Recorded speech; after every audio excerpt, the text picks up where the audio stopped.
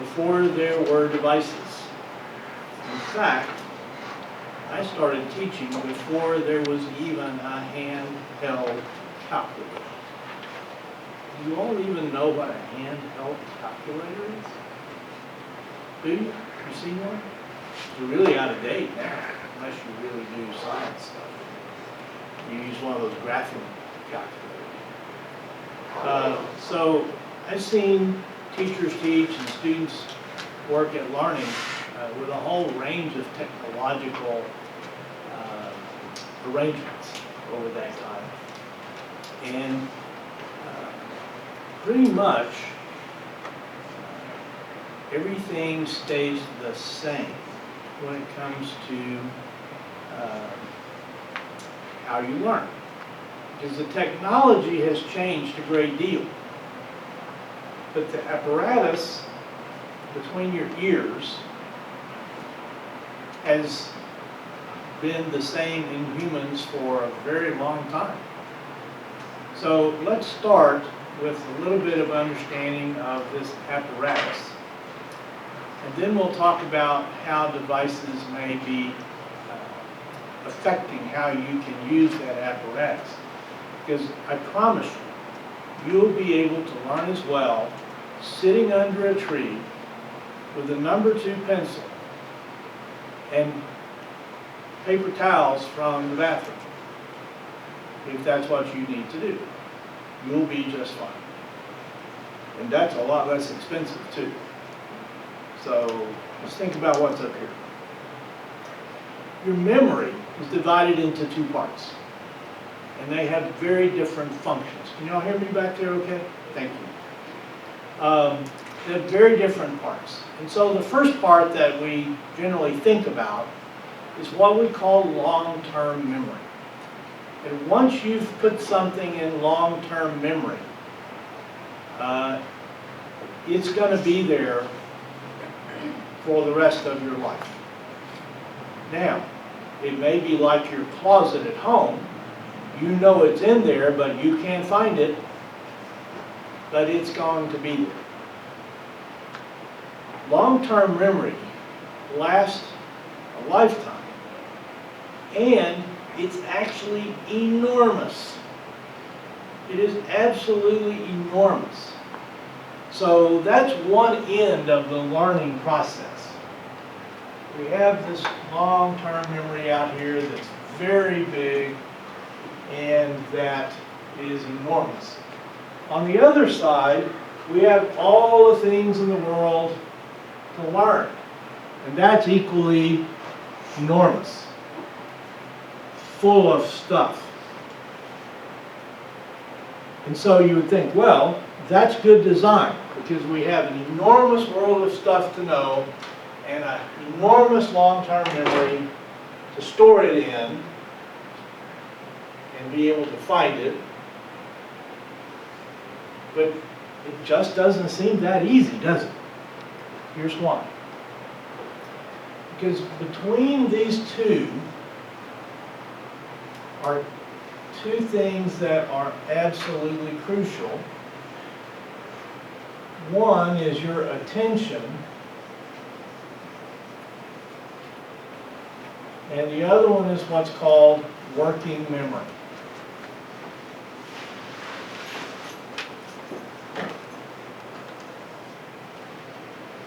Now, I've explained this many, many times.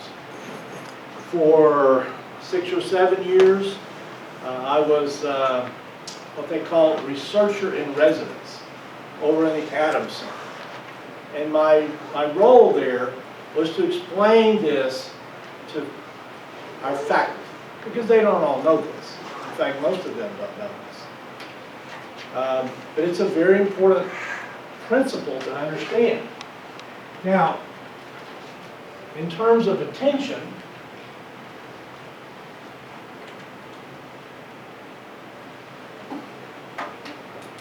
we can have focused attention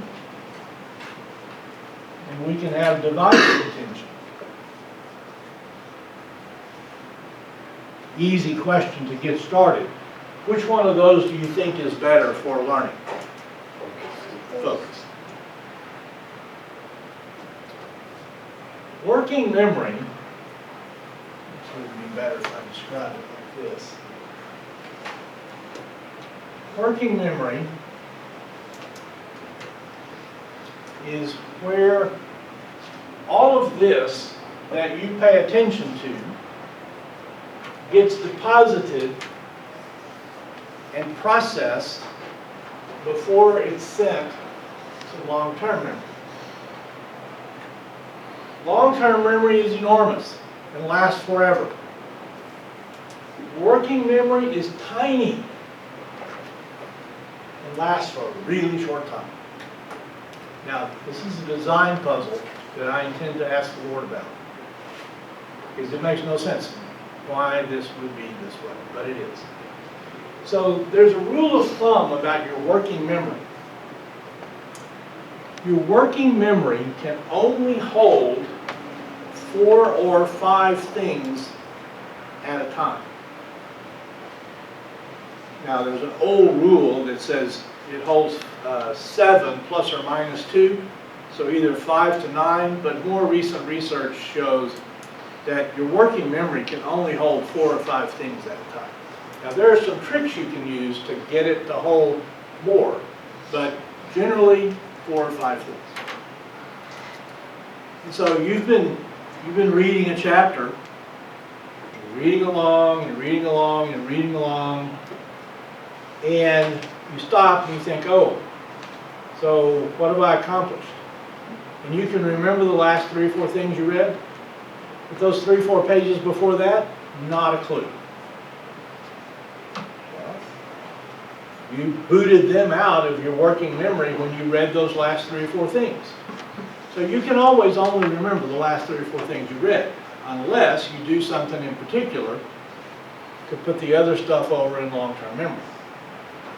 Now, that's a path we could go down that's really interesting, but we don't need to and don't have time today to do that. But working memory is small, and working memory includes everything that you're processing at the time. So if you were reading those pages in the book, but you have on your desk a picture of your beloved one, and you're glancing up at that, it's taking up working memory. Okay? If you're reading, and every so often you think, oh my, I've got to do a paper for tomorrow, it's taking up your working memory. Everything that's going on in your head is taking a spot in your working memory.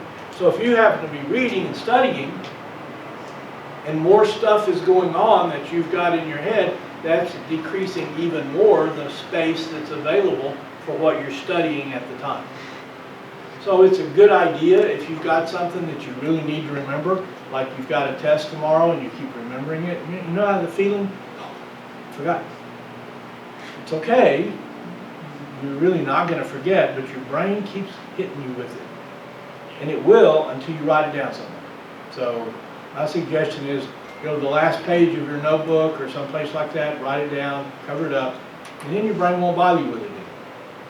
Because it's taken care of. So the point we need here is big world, attention either focused or divided, working memory, which is very small and is used up by everything you're thinking of at the time, not just what you're studying. And the job is to put it over here into long-term memory. So that's how this process works. It works this way for everybody all the time. Okay? People like to make a lot of distinctions about the learning styles and all that, but basically all that's just what's called junk science. Okay? Sounds like a good idea, but actually this is what matters. You can learn by any style that you decide that you're going to learn by. So this is background for thinking about how devices play a role in the classroom, play a role in learning. Okay? So let's talk about devices in the classroom.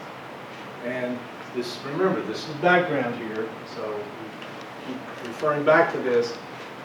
Both the attention part and the working memory part. This is the part that we're paying attention to. Okay, So I did a presentation last week, 2 weeks ago, for faculty over in the Adams Center about devices in the classroom.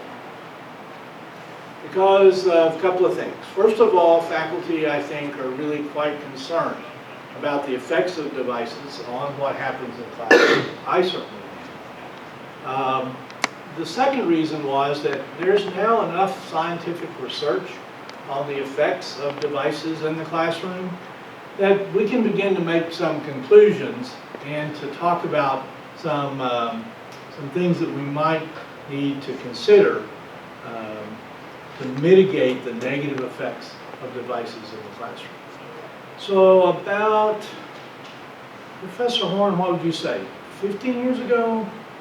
Well, whenever the iPhone came out, that was what, 2007?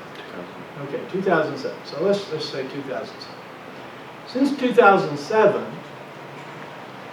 mostly promoted by Apple's marketing department, there's been a great acclaim for what devices might be able to do for learning. And there are many things that devices can do to assist learning.